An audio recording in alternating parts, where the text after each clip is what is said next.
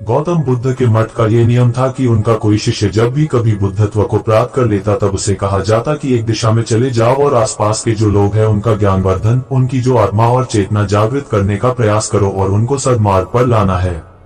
उनका एक शिष्य था जो 6 साल से मठ में रह रहा था और तपस्या कर रहा था।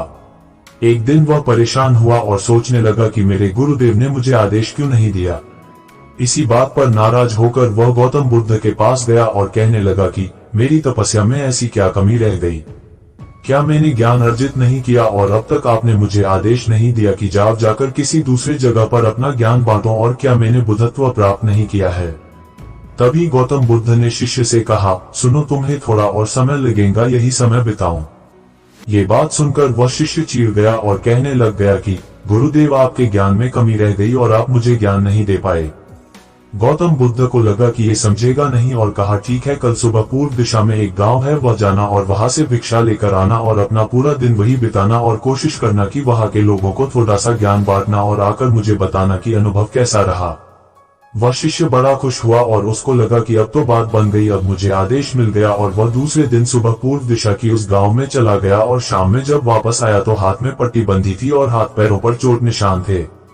ये देखकर गौतम बुद्ध ने उस शिष्य से पूछा कि ये क्या हाल कर लिया? तब उसने बताया कि आपने मुझे कैसे गांव में भेज दिया और वहां पर जब मैंने भिक्षा मांगी तो लोग मुझे डांटने लगे और भगाने लगे। एक व्यक्ति सिर्फ वहां पर मुझे भिक्षा दी, वो भी जमीन पर फेंक कर, और कहा कि ले जाओ इसको। इतने बुरे गांव में आपने मुझे ज्ञान बांटने के लिए भेजा, अब आप मुझे कल किसी और गांव भेज देना, मैं जाकर के ज्ञान वहां देकर आता हूँ।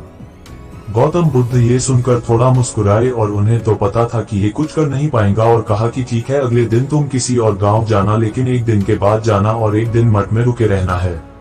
अब की बार गौतम बुद्ध ने अपने दूसरे शिष्य को उस गांव में भेजा जहां अपने उस शिष्य को भेजा था, और शाम में जब वह शिष्य वापस लौटा था तो उसकी भी हालत वही थी और हाथ पैरों में चोट लगी और पट्टी बंधी हुई थी।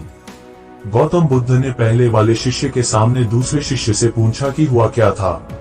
तब उसने कहा कि जिस गांव में आपने मुझे भेजा था वह के लोग बड़े भोले भाले हैं, भिक्षा दे नहीं रहे थे, और एक व्यक्ति ने मुझे जमीन पर फेंक कर भिक्षा दी और मैंने उसे स्वीकार कर लिया और उसे आशीर्वाद दिया कि तुम्हारा कल्याण हो। तो वह व्यक्ति चौंक गया और कहने लगा कि आप गजब के इंसान हो, मैं आपको जमीन पर फेंक कर भिक्षा दी और आप मुझे कल्याण हो का आशीर्वाद दिया। तब मैंने उसे कहा कि मैं अपना कर्तव्य निभाऊंगा और आप भी बड़े दानी है और आपने मुझे भिक्षा दी है। उसके बाद में जब वह से निकल रहा तब मैंने देखा कि एक बच्चा बीमार था और मैं जंगल में गया तब वहां से जड़ी बूटी लाने, और जब मैं लौट रहा था तब कुछ लोगों ने मुझे पकड़ लिया और पूछने लगे कि यह जड़ी बूटी कहाँ लेकर जा रहे हूँ। तब मैंने उनसे निवेदन किया कि मुझे छोड़ दो, एक बीमार छोटे बच्चे की मदद करनी है, और तब उन्होंने मुझे छोड़ दिया। जब मैं गांव में वापस आकर उस बच्चे की मलहम पट्टी कर रहा था तो तभी गांव वाले मुझ पर हमला करने लगे। तब उस दानी व्यक्ति ने जिसने मुझे जमीन पर फेंक कर भिक्षा दी थी उसने गांव वालों को रोका और कहा कि यह ठीक व्यक्ति है और इसे अपना काम करने दो। जब मैंने जड़ी बूटी लगाई तो बच्चा ठीक हो गया और सब मेरे लिए तालियां बजाने लगे। सभी गाँव वाले कहने लगे कि कल फिर आएगा गुरुदेव, मुझे कल फिर उस गांव में भेजिएगा, क्योंकि वह बड़े ही भोले लोग हैं, समझते नहीं है, बस प्यार बहुत है, और अब की बार कोशिश करूंगा कि थोड़ा प्यार और उनके पास पहुंचाने का और ज्ञान उन तक पहुंचाने का। वो सब ज्ञानी तो लेकिन बस जब अनजान व्यक्ति से बात करने में डरते हैं।